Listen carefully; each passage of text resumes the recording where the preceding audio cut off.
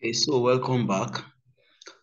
This is the second video. So here I will explain to you. Don't forget, step by step is this is the best way. That's what I'm trying to do. So here now, you sign into your cPanel. Don't forget the process of signing into your cPanel. So when you come to your cPanel, you will scroll down. Remember that before doing this, you already have your email, admin at yourdomainname.com. And the reason is because you will need that that uh that email address to do this that we want to do. You will need it for the WordPress. So it's very, very important. You will need it for this WordPress. You will need it for what we want to do. So what to do is that you can see that from up, I scroll down and I go to where you look for Softaculous web app installer. WordPress as an app installer is going to help you to build a website. So when you come to Softaculous installer, you click on WordPress. So when you click on WordPress, you will see this. You can see what you have here.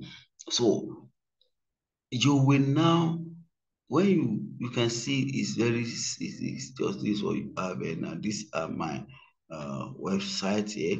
So you will click on install.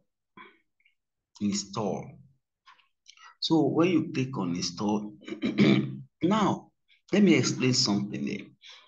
Now, for you, because by the time you get used to, you may want to create a subdomain. There's what we call subdomain.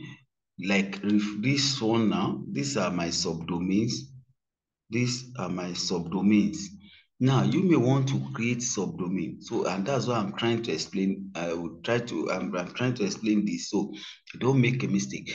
When you say install, now this is a project Africa. It's already it has its own WordPress. If I click install and I just go ahead and install, it will wipe out what I have a day before. So you must be careful what you install. So be careful what you install.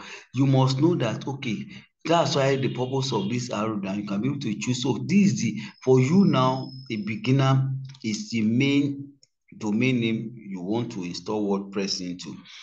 Tomorrow, if that was running, you now want to have some subdomain. You must be careful to choose the subdomain, not to go and install WordPress on top of what you already have there before. So please note that.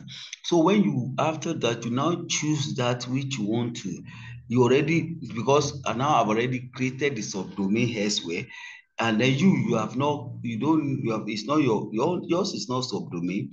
Yours is, you just bought a domain and you are just new to this. So you just choose, the domain you want to install. And then you now come to, you can see, so you come to this place, you will put the name down. They say admin. You can choose to change this name. You can put this your name, but whatever you put there, you must remember, because you will need it when you go to WordPress to work. It is at WordPress that you will design your website. So you can see how we are going step by step, stage by stage, phase by phase. You need to know this. The cPanel, inside the cPanel, we are installing WordPress. We will now go to WordPress to design our website. These three processes are still the back end. So what you now do next is, so the admin you must be able to remember. You put the admin, then a password that you will remember, because you will need it in front. You will need it, you put it there. Now look at something, admin at eaproject.africa. That is the purpose of that admin email that you created. Because what it means is that if you don't have admin at your domain name, if the WordPress has a problem and want to communicate, it will not have an email to send to for you. This is where you will have the backend information.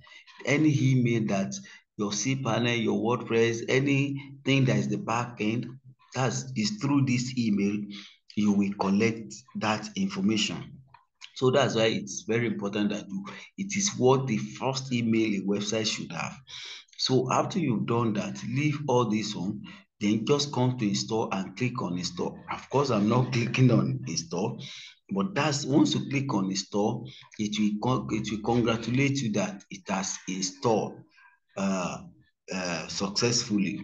It will congratulate you. Now, these are for me. If you look at my overview, you will see these are ones that I have that I've had installed, and so they are of course they are active, so it shows, you can see that they are active. So that's the way to install your WordPress. Don't forget the process, that we need to put your um, email and your password. You must use the username you will remember, then a password that you can be able to enter when we go to WordPress. Because right now we'll be going to WordPress, they will congratulate you. By now you should have a congratulation. If you follow these steps, they should congratulate that your WordPress is ready. So don't bother to click to open anything. Just when you are mature, you can easily open from anywhere. But right now, we just go to the next class. That is where we will start your website design. Thank you.